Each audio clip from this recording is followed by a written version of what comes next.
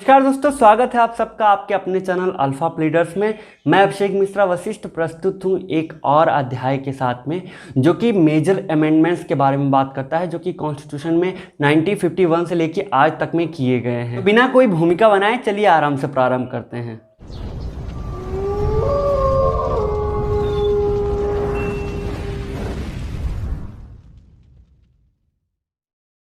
तो हम बात करते हैं कॉन्स्टिट्यूशन में सबसे पहले अमेंडमेंट के बारे में, जो कि 1951 में किया गया था। इसमें जो मेजर चेंजेस थे वो आर्टिकल 90 और आर्टिकल 50 के अंडर में थे। तो इसमें सबसे पहले बात करते हैं पहले पॉइंट की, जो कि आर्टिकल 90 क्लॉज 2 के अंडर में दिया गया, जो कि एक रिस्ट्रिक्शन का पॉइंट है।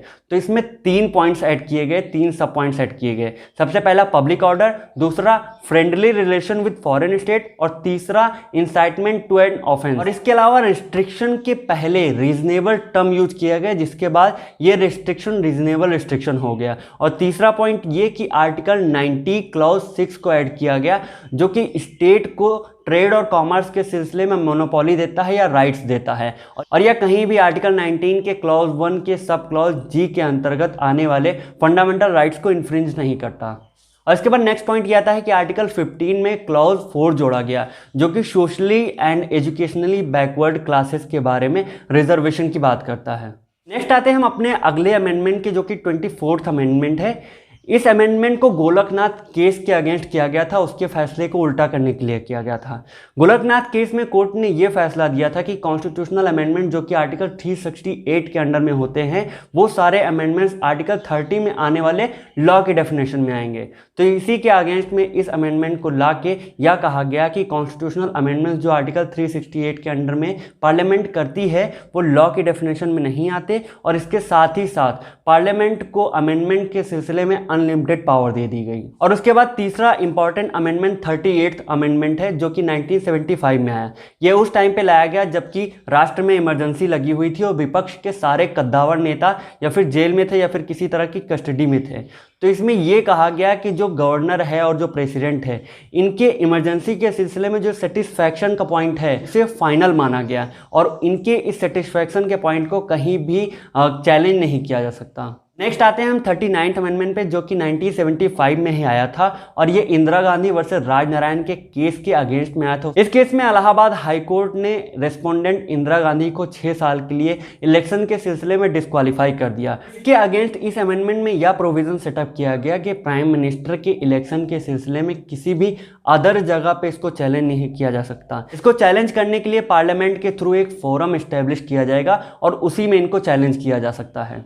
नेक्स्ट पॉइंट आता है 42nd अमेंडमेंट का, जिसको हम मिनी कॉन्स्टिट्यूशन के नाम से भी जानते हैं, क्योंकि इसने कॉन्स्टिट्यूशन के मेन प्रोविजंस में बहुत ही आमूल-चूल परिवर्तन किए थे। इसके अंतर्गत पहले पॉइंट में प्रीएम्बल में 3 टर्म्स ऐड किए गए, जो कि सबसे पहला सोशलिस्ट, सेकुलर और तीसरा इंटीग्रिटी था।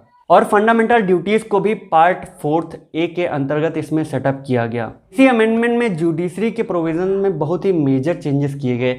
सबसे पहली बात, ट्रिब्यूनल्स को कॉन्स्टिट्यूशन में इंट्रोड्यूस किया गया।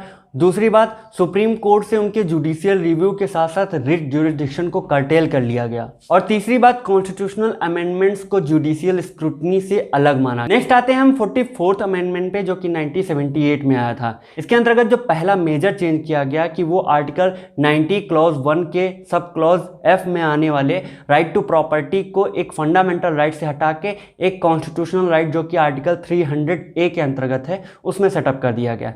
दूसरा इसके अंतर्गत चेंज ये आया कि प्रेसिडेंट को रिकंसिडरेशन की पावर मिली, अर्थात किसी भी सिलसिले में अगर काउंसिल ऑफ मिनिस्टर्स के थ्रू उनको कोई एडवाइस भेजी जाती है तो उस सिलसिले में वो उनको उसे वापस भेजकर एक बार फिर से पुनर्विचार करने के लिए बोल सकते हैं।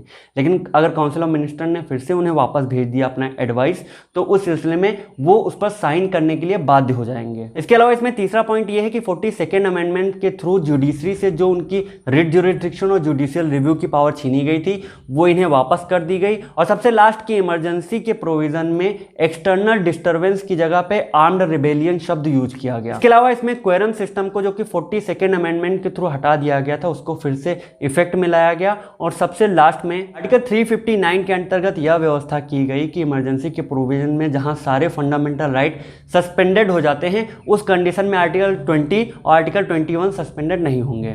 नेक्स्ट आता है 61st अमेंडमेंट, जो कि 1988 में आया था।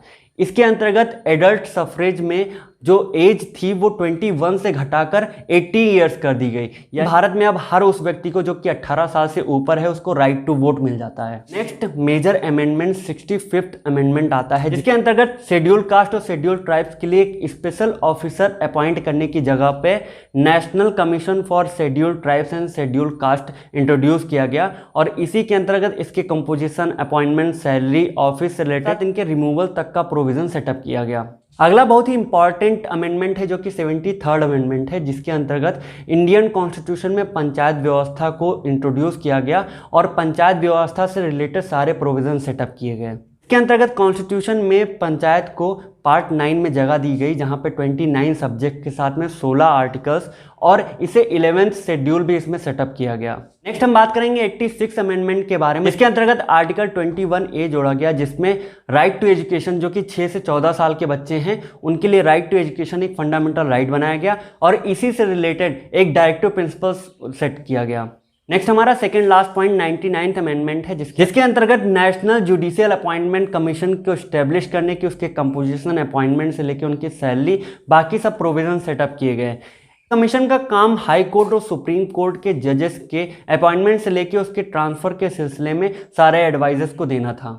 लेकिन 2015 में supreme court advocate on record association versus union of India के केस में सुप्रीम कोर्ट ने इस 99th अमेंडमेंट को अनकॉन्स्टिट्यूशनल मानते हुए इसे निष्प्रभावी कर दिया।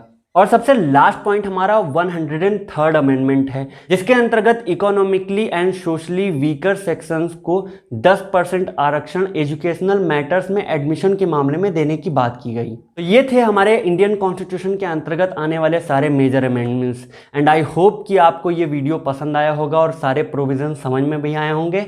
कॉन्स्टिट्यूशन और लॉ से रिलेटेड बाकी वीडियोज़ के लिए बने रहिए हमारे साथ। नमस्कार।